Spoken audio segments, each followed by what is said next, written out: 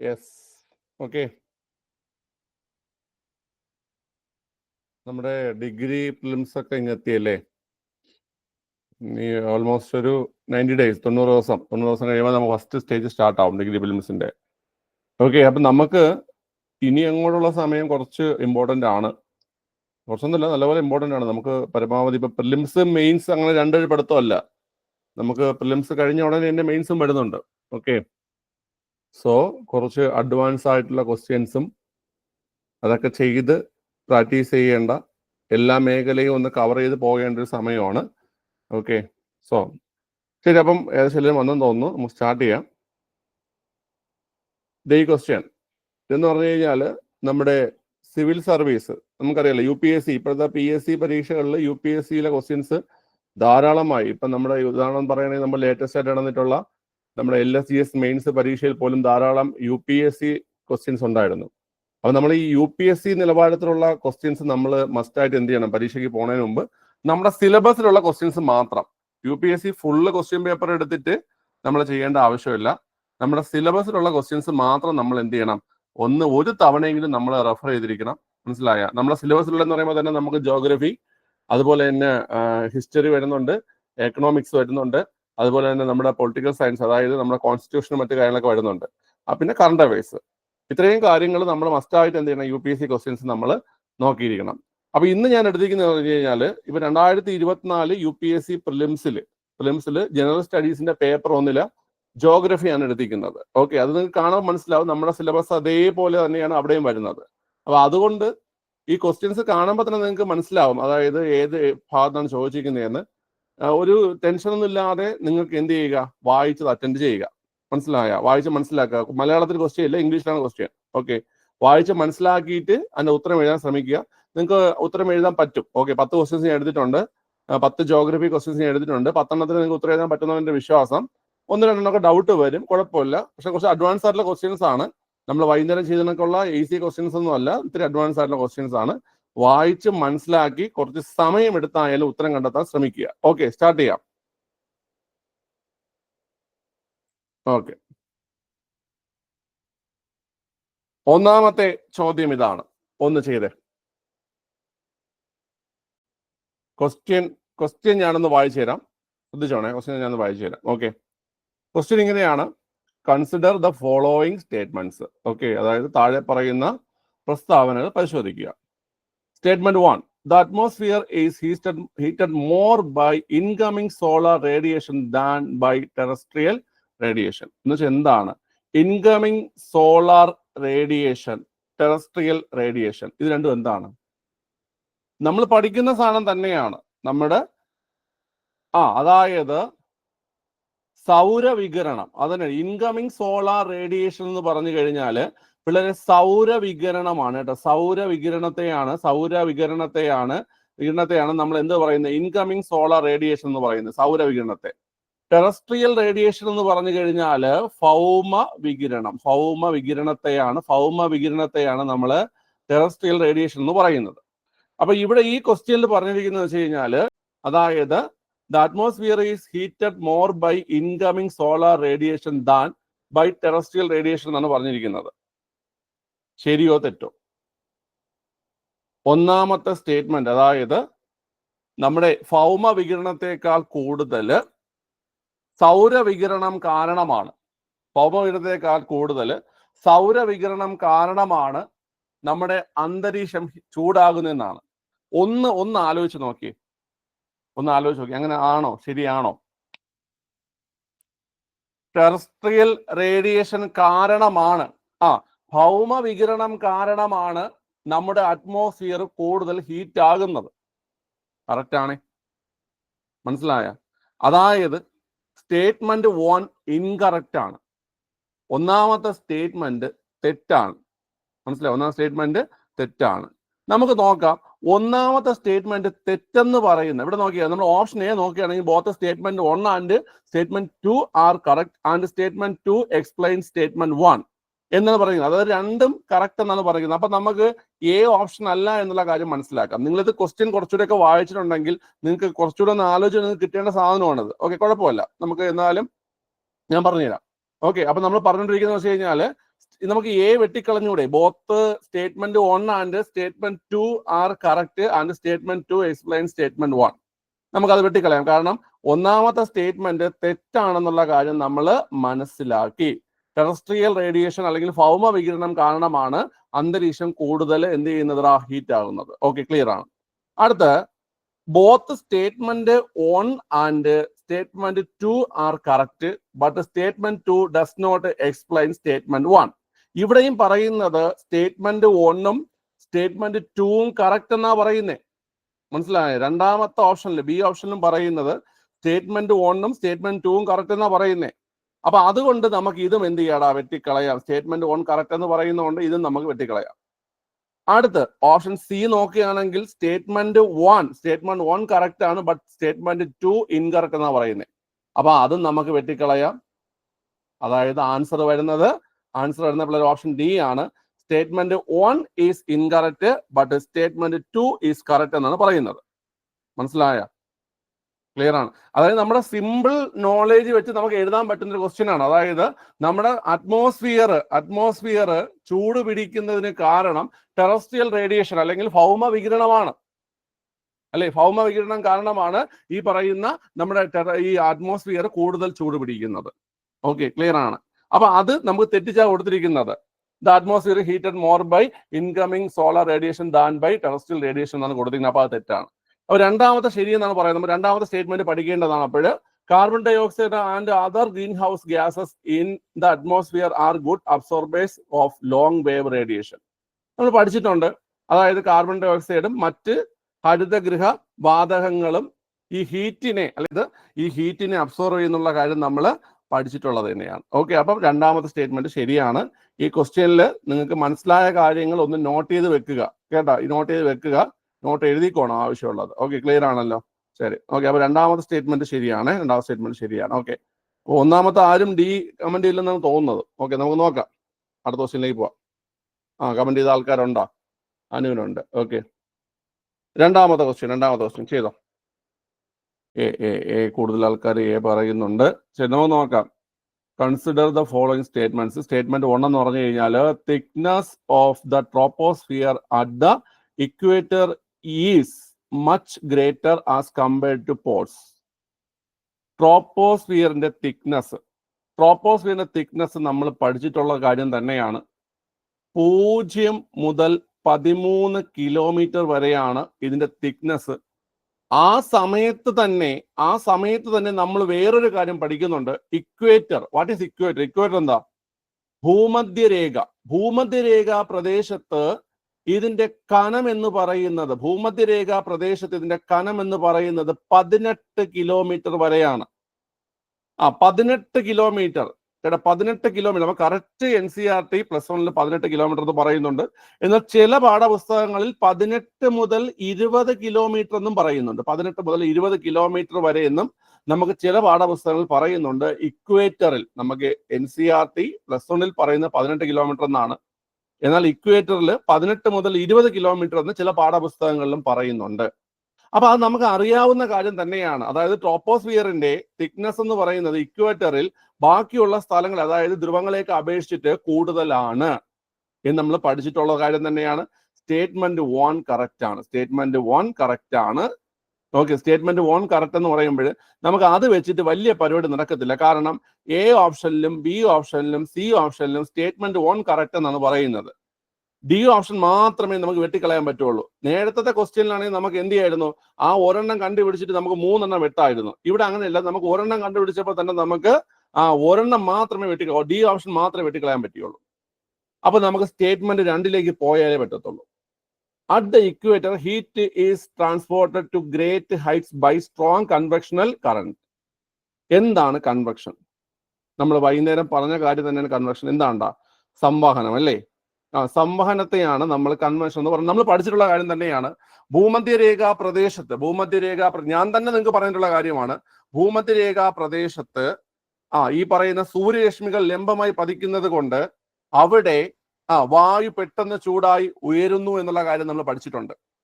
Okay, അത് തന്നെയാണ് കാര്യം. അതായത് ആ ഭൂമധ്യരേഖാ പ്രദേശത്ത് ഈ സംവഹനം കൂടുതലായതുകൊണ്ട്, കൺവെൻഷൻ കൂടുതലായതുകൊണ്ട് തന്നെയാണ് ഈ പറയുന്ന എന്തിന്റെ ഉയരം കൂടുന്നതാ, ഈ പറയുന്ന ട്രോപ്പോസ്ഫിയറിന്റെ ഉയരം കൂടുന്നത്. മനസ്സിലായ? അതായത് ഈ ഒരു സംവഹനത്തിന്റെ തീവ്രത കൂടുതലായതുകൊണ്ട് അതാണ് ഈ പറയുന്ന എന്ത് ചെയ്യുന്നത്, ഈ നമ്മുടെ ട്രോപ്പോസ്ഫിയറിന്റെ ഉയരം കൂടാൻ കാരണമാകുന്നു എന്നാണ് പറയുന്നത്. ഓക്കെ, ഇവിടെ നമുക്ക് ഈ രണ്ട് സ്റ്റേറ്റ്മെന്റും കറക്റ്റ് ആണെന്ന് മനസ്സിലാക്കി. ഒന്നാമത്തെ സ്റ്റേറ്റ്മെന്റിനെ വിശദീകരിക്കുന്നതാണ് രണ്ടാമത്തെ സ്റ്റേറ്റ്മെന്റ് എന്ന് മനസ്സിലായില്ലേ? അല്ലേടാ, ഒന്നാമത്തെ സ്റ്റേറ്റ്മെന്റ് വിശദീകരിക്കുന്ന കാര്യത്തിൽ രണ്ടാമത്തെ സ്റ്റേറ്റ്മെന്റ്. അതായത് ഇവിടെ എന്താ നമുക്ക് ആൻസർ വരുന്നത്? ആൻസർ ഓപ്ഷൻ എ ആണ് അല്ലെ? ആൻസർ ഓപ്ഷൻ എ ആണ്. അതായത് both statement 1 and both statement 2 are correct and statement 2 explains statement 1. ഇതാണ് നമുക്ക് ആൻസർ ആയിട്ട് വരുന്നത്. ക്ലിയർ ആണേ? ഇവിടെ എന്റെ പേന ക്ലിയർ ആണ്. ഓക്കെ, അപ്പൊ ആൻസർ ഓപ്ഷൻ എ ആണ്. ഓപ്ഷൻ എ ആണ് ആൻസർ. ഓക്കെ, കുറെ ആൾക്കാർ കമന്റ് ചെയ്തിട്ടുണ്ട് ആൻസർ എ ആണെന്ന്. കുഴപ്പമില്ല, നിങ്ങൾ ചെയ്യുന്നുണ്ട്. ഓക്കെ, അടുത്ത ക്വസ്റ്റ്യൻ. ഇതും സ്റ്റേറ്റ് PSCയിൽ വന്നിട്ടുള്ള ചോദ്യം തന്നെയാണ്. Consider the following: pyroclastic debris, ash and dust, nitrogen compounds, sulfur compounds. How many of the above are products of volcanic eruptions?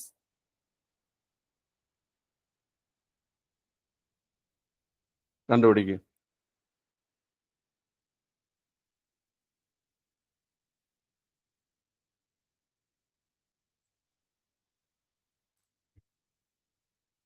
വളരെ ഈസി ആയിട്ടുള്ള ക്വസ്റ്റ്യൻ ആണ്. അതായത് വോൾക്കാനിക് എറപ്ഷൻ എന്താണെന്ന് അറിയാമോ നിങ്ങൾക്ക്? വോൾക്കാനിക് എറപ്ഷൻ എന്താണ്? വോൾക്കാനിക് എറപ്ഷൻ എന്ന് പറയുന്നത് വാട്ട് ഈസ് വോൾക്കാനിക് എറപ്ഷൻ? എന്താണ്ടാ വോൾക്കാനിക് എറപ്ഷൻ എന്ന് പറഞ്ഞു കഴിഞ്ഞാല് അഗ്നിപർവ്വത സ്ഫോടനം. മനസ്സിലായി? അഗ്നിപർവ്വത സ്ഫോടനത്തില് എന്തൊക്കെയാണ് പ്രോഡക്ട്സ് ആയിട്ട് പുറത്തേക്ക് വരുന്നതെന്നാണ്.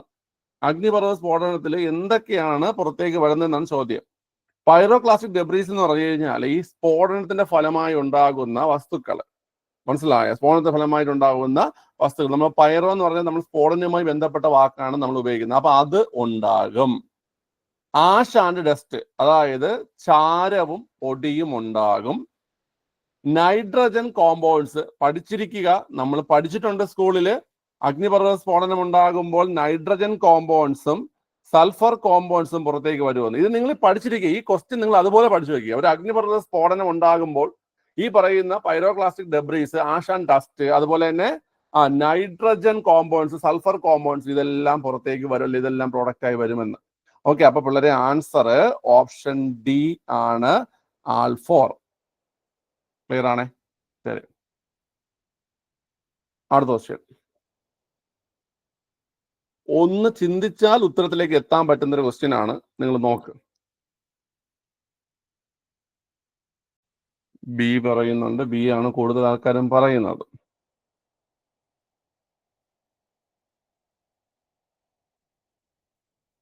എല്ലാരും അവിടെ റെസ്പോൺസ് ഒന്ന് കമന്റ് ചെയ്യണേ. ബി ആണ് എല്ലാവരും പറയുന്നത്. ഓക്കെ, ഞാനേ ഇപ്പൊ നിങ്ങൾക്ക് ക്വസ്റ്റ്യൻ മനസ്സിലായില്ല. Which the Himalayan rivers joining the Ganga downstream of Prayagraj from west to east, which one of the following sequence is correct? അതായത് നമ്മുടെ ഈ ട്രിബ്യൂട്ടറീസ് ഉണ്ടല്ലോ, അതായത് ഗംഗാനദിയുടെ ട്രിബ്യൂട്ടറീസിൽ വെസ്റ്റ് ടു ഈസ്റ്റ്, അതായത് എവിടെ നിന്ന് എങ്ങോട്ട്? പടിഞ്ഞാറ് നിന്ന് കിഴക്കോട്ട്. വെസ്റ്റ് എന്ന് പറഞ്ഞാൽ പടിഞ്ഞാറ്, ഈസ്റ്റ് എന്ന് പറഞ്ഞാൽ കിഴക്കാണ്. വെസ്റ്റ് എന്ന് പറഞ്ഞാൽ പടിഞ്ഞാറ്, ഈസ്റ്റ് എന്ന് പറഞ്ഞാൽ കിഴക്കാണ്. ഓക്കെ, ഞാൻ നിങ്ങളുടെ ഒരു കാര്യം ചോദിക്കട്ടെ പിള്ളേരെ, നിങ്ങൾ ഈ ബി കമന്റ് ചെയ്ത ആൾക്കാര് കോസി ബീഹാർ ഈസ്റ്റിലാണ് എന്നുള്ള രീതിയിലല്ലേ പോയത്?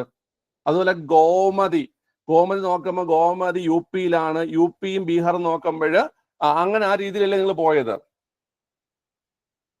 ആ രീതിയിൽ ഇങ്ങനെയാണ്. മനസ്സിലായില്ലേ? നമുക്ക് ചിലപ്പോൾ അറിഞ്ഞൂടെങ്കിൽ കൂടി നമ്മൾ ഉത്തരങ്ങളിലേക്ക് പോകേണ്ടത് ഈ രീതിയിൽ തല വർക്ക് ചെയ്തുകൊണ്ടാണ്. മനസ്സിലായി? നമ്മൾ തല യൂസ് ചെയ്യുമ്പോൾ നമുക്ക് ഉത്തരത്തിലേക്ക് പോകാൻ കഴിയും.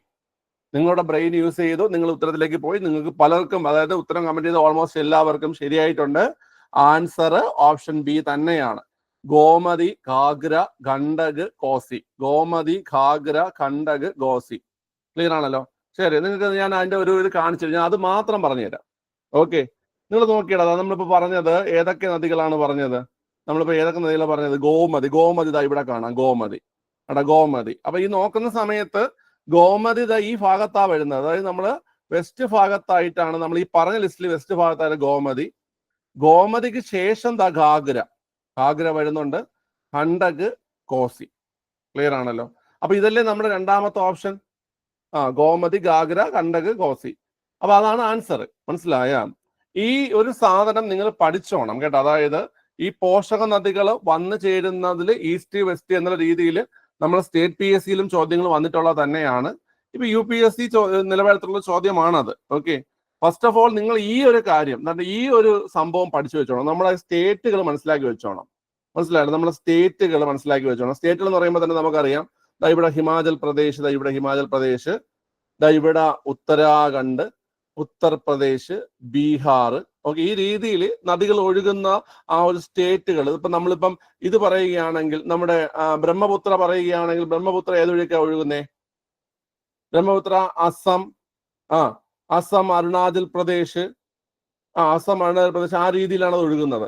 അപ്പൊ ഈ നമ്മൾ നദികൾ ഒഴുകുന്ന ആ ഒരു സ്റ്റേറ്റ് പഠിക്കുമ്പോൾ തന്നെ നിങ്ങൾ മാപ്പ് എടുത്തിട്ട് ഇത് എവിടെയാണ് വരുന്നതെന്നുള്ള അതൊന്ന് മനസ്സിലാക്കി വെക്കണം. ക്ലിയർ അല്ലേ? ക്ലിയർ ആണ്. ഓക്കെ, അപ്പൊ ഈ രീതിയിൽ ആ ഒരു ഉത്തരം നിങ്ങൾ കണ്ടെത്തിയില്ലെങ്കിൽ സന്തോഷമാണ്. നിങ്ങൾ ആലോചിച്ച് കണ്ടെത്തിയില്ല. ഓക്കെ, നല്ല കാര്യം. ഓക്കെ, ശരി.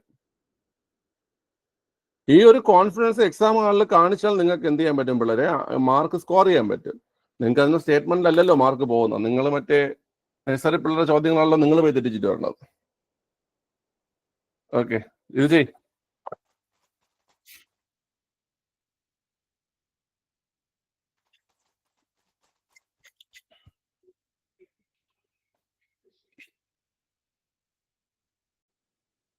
ചോദ്യം മനസ്സിലായല്ലോ?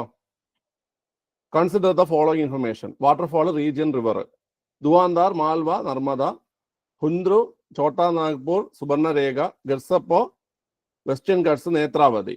In how many of the above rows is the given information correctly matched? അത് എത്ര എണ്ണം കറക്റ്റ്ലി മാച്ച്ഡ് എന്നാണ് ചോദ്യം. ഓക്കെ, നമുക്ക് നോക്കാം. ഈ ദുവാന്താർ വെള്ളച്ചാട്ടം എന്ന് പറയുന്നത് നർമ്മദ നദിയിലാണോ? നർമ്മദ നദിയിലാണ്. അവിടെ തെറ്റില്ല. പക്ഷെ മാൾവ റീജിയനിലാണ്. മാൾവ റീജിയനിലല്ല. അവിടെ നിങ്ങൾക്ക് തെറ്റി. മാൾവ റീജിയനല്ല. ആ റീജിയന്റെ പേര് ബേത്കട്ട് എന്നാണ് കേട്ടോ. ബേത്കട്ട്. നമ്മളെ മധ്യപ്രദേശിൽ തന്നെയുള്ള ബേത്ഗട്ട് എന്ന് പറയുന്ന BHEDGHAT ബേത്കട്ട് എന്ന് പറഞ്ഞ റീജിയനിലാണ് വരുന്നത്. അതായത് ഒന്നാമത്തത് തെറ്റാണ്. ഹുന്ദ്രു നമ്മൾ അധികം കേട്ടിട്ടില്ലാത്ത ഒരു വാട്ടർഫാൾ ആണ്. എന്നാലും നമ്മൾ പഠിക്കാനൊക്കെ ഉള്ള സാധനം തന്നെയാണ്. ഹുന്ദ്രു വാട്ടർഫാള് ചോട്ടാ നാഗ്പൂർ, സുബർണരേഖ, അത് കറക്റ്റ് ആണ്.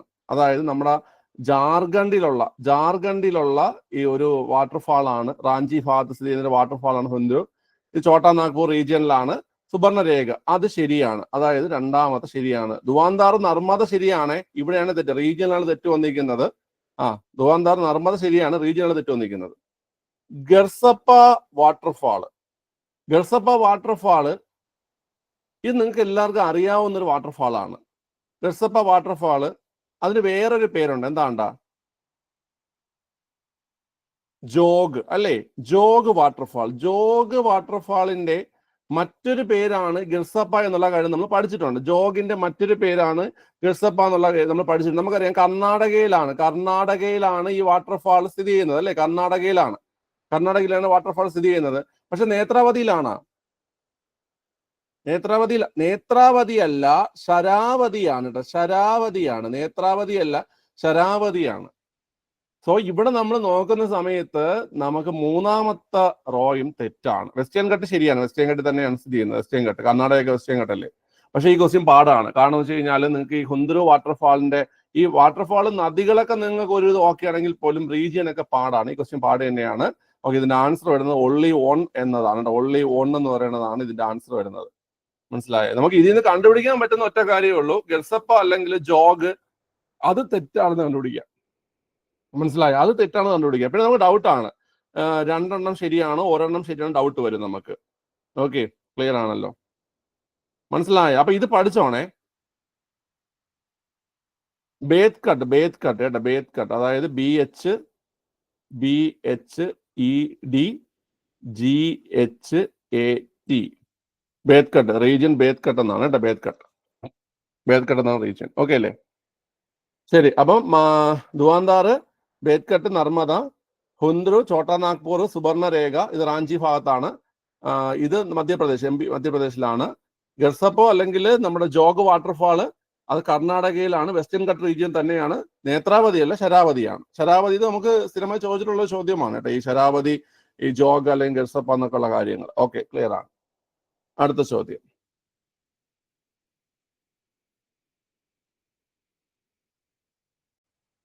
വിത്ത് reference to water vapour which of the following statement is are correct.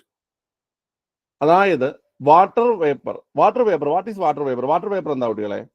ജലാംശം അല്ലേ? നമ്മൾ അതിനെ ഹ്യൂമിഡിറ്റി എന്നൊക്കെ പറയും. ഹ്യൂമിഡിറ്റി അല്ലെങ്കിൽ ആർദ്രത എന്നൊക്കെ പറയും.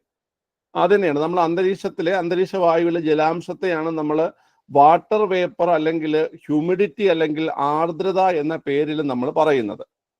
ഈ ആർദ്രതയുമായി ബന്ധപ്പെട്ട സ്റ്റേറ്റ്മെന്റുകളിൽ അതെങ്ങനെയാണ് ചോദ്യം. It is A gas the amount of which decreases with altitude. ഉയരം കൂടുന്ന അനുസരിച്ച് ഇതിന്റെ അളവ് കുറയുമെന്നാണ് പറയുന്നത്. ഈ സ്റ്റേറ്റ്മെന്റ് ശരിയാണോ തെറ്റാണോ? ഉയരം കൂടുന്നതനുസരിച്ചിട്ട് ഈ വാട്ടർ വേപ്പറിന്റെ അല്ലെങ്കിൽ ഈ പറയുന്ന ഹ്യൂമിഡിറ്റി അത് കുറയുമെന്നാണ് പറയുന്നത്. ശരിയാണല്ലേ? ഉയരം കൂടുന്നതനുസരിച്ച് കുറയും. കാരണം നമ്മൾ നോക്കിയാൽ മതി, നമുക്ക് ഈ പറയുന്ന നമ്മുടെ ഈ ഭൂമിയിലുള്ള വാട്ടർ സോഴ്സിൽ നിന്നിട്ട് ഈ ചൂടടിച്ചിട്ടാണ് ഈ പറയുന്ന വാട്ടർ വേപ്പർ ഉണ്ടാകുന്നത് അല്ലേ? അപ്പൊ ഉയരം കൂടുന്നതനുസരിച്ച് ഇത് ഉണ്ടാകുന്നതിന്റെ ഈ അളവ് കുറയത്തല്ലേ ഉള്ളൂ. മനസ്സിലായോ നിങ്ങൾക്ക്? ഓക്കെ, ശരി. അപ്പം പിള്ളേരെ, അതിന്റെ ആൻസർ 1 എന്ന് പറഞ്ഞ സ്റ്റേറ്റ്മെന്റ് എന്താണ്? ശരിയാണ്. ഒന്നാമത്തെ സ്റ്റേറ്റ്മെന്റ് ശരിയാണ്. Okay, it's percentage is maximum at the Paul's. ഇതിന്റെ പെർസെന്റേജ് ഏറ്റവും കൂടുതൽ പോൾസിൽ, ധ്രുവങ്ങളിലെന്നാണ് പറയുന്നത്. ധ്രുവങ്ങളിലല്ല നല്ല രീതിയിൽ താപം ലഭിക്കുന്നത്. എവിടെയാണ് താപം നല്ല രീതിയിൽ ലഭിക്കുന്നത്? ഇക്വേറ്ററിലാണ് അല്ലേ? ഇക്വേറ്ററിലാണ് താപം ലഭിക്കുന്നത്. അതായത് its percentage is maximum at the pole അല്ല, അറ്റ് ദ ഇക്വേറ്റർ ആണ്. അറ്റ് ദ ഇക്വേറ്ററിലാണ് എന്ത് ചെയ്യുന്നത് പിള്ളേരെ? ഇക്വേറ്ററിലാണ് ഇത് മാക്സിമം ആവുന്നത്. ധ്രുവങ്ങളിലോട്ട് പോകുന്നതോറും ഇതിന്റെ അളവ് കുറയുകയാണ് ചെയ്യുന്നത്. മനസ്സിലായോ നിങ്ങൾക്ക്? ഓക്കെ, അതായത് വാട്ടർ വേപ്പർ എന്ന് പറയുന്ന സാധനം നമ്മുടെ ഭൗമോപരിതലത്തിലുള്ള വാട്ടർ സോഴ്സുകളിൽ നിന്നിട്ട് ഈ ചൂടടിച്ചിട്ട് ഇത് വേപ്പറായി നമ്മുടെ വായുവിനോടൊപ്പം ചേരുന്നതിനാണ് വാട്ടർ വേപ്പർ അല്ലെങ്കിൽ നമ്മുടെ ഹ്യൂമിഡിറ്റി എന്നൊക്കെ പറയുന്നതിന്. ഓക്കെ, അപ്പൊ ഇത് ഉയരം കൂടും, ആൾട്ടിറ്റ്യൂഡ് ഹൈ ആവുന്ന അനുസരിച്ച് എന്ത് ചെയ്യും പിള്ളേരെ? ഇത് കുറയും, ഡിക്രീസ് ചെയ്യും. അത് മാത്രമല്ല, ഇതിന്റെ പെർസെന്റേജ് മാക്സിമം ആവുന്നത് ഇക്വേറ്ററിലാണ്. കാരണം അവിടെയാണ് സൂര്യരശ്മികൾ ലംബമായി പതിക്കുന്നത്. ഈ ഒരു വാട്ടർ വേപ്പർ കൂടുതലായി ഉണ്ടാകുന്നത്. പോൾസിലേക്ക് പോകുമ്പോൾ കുറയുകയാണ് ചെയ്യുന്നത്. അപ്പൊ നമുക്ക് ഇവിടെ ആൻസർ എന്ന് പറഞ്ഞു കഴിഞ്ഞാൽ ഓൺലി. ഓക്കെ, ഒന്ന് മാത്രം എന്നാണ് കേട്ടോ, ഒന്ന് മാത്രം. ഇവിടെ ഓപ്ഷൻ ആണ് ആൻസർ. ഓപ്ഷൻ. ഓക്കെ, അപ്പൊ അതും നിങ്ങൾ സക്സസ്ഫുള്ളി കംപ്ലീറ്റ് ചെയ്തു. അടുത്ത ക്വസ്റ്റ്യൻ.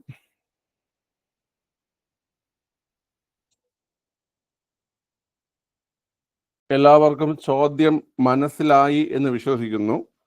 ചോദ്യം ഇങ്ങനെയാണ്: with reference to Coriolis force which of the following statements is or are correct? ഇങ്ങനെയാണ്: it increases with increase in wind velocity.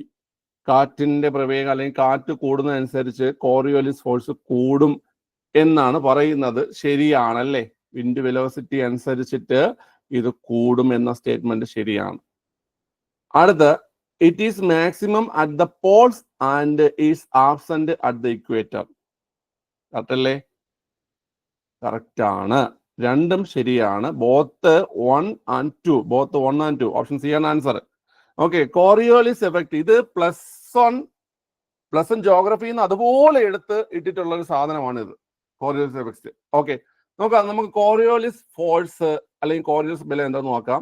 നമ്മൾ പഠിച്ചിട്ടുള്ളത് തന്നെയാണ്, ഞാൻ ഒന്നുകൂടി പെട്ടെന്ന് പറഞ്ഞുതരാം. നോക്കിയോ, 1844 കോറിയോലിസ് ബലത്തെ കുറിച്ച് ആദ്യമായി വിശദീകരിച്ച ശാസ്ത്രജ്ഞനാണ് ഗുസ്താവ് ഡി കോറിയോലിസ്. ഇദ്ദേഹം ഒരു ഫ്രഞ്ച് ഭൗതിക ശാസ്ത്രജ്ഞനാണ്.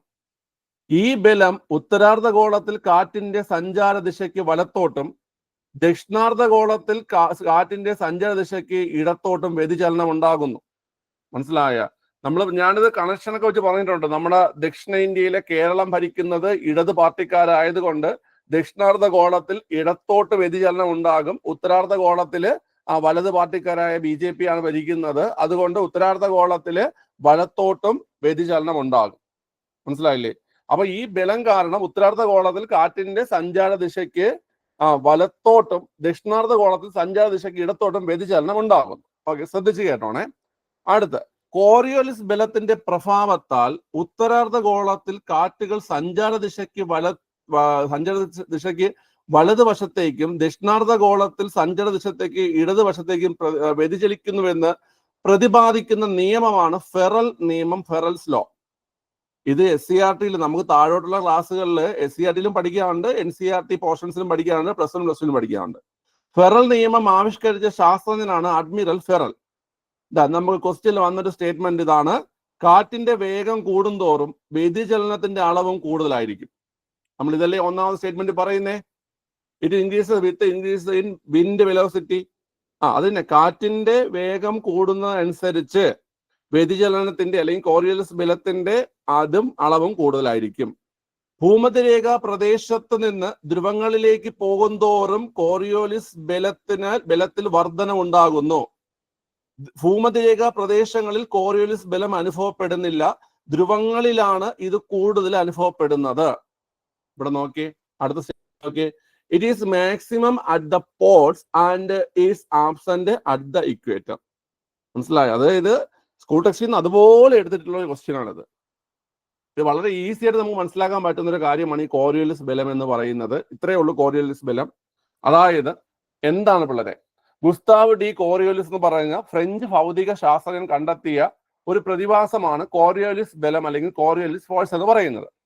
ഇത് കാരണം ഉത്തരാർദ്ധഗോളത്തിൽ കാറ്റിന്റെ സഞ്ചാര ദിശയ്ക്ക് വലത്തോട്ടും ദക്ഷിണാർദ്ധഗോളത്തിൽ കാറ്റിന്റെ സഞ്ചാര ദിശയ്ക്ക് ഇടത്തോട്ടും വ്യതിചലനം ഉണ്ടാകും.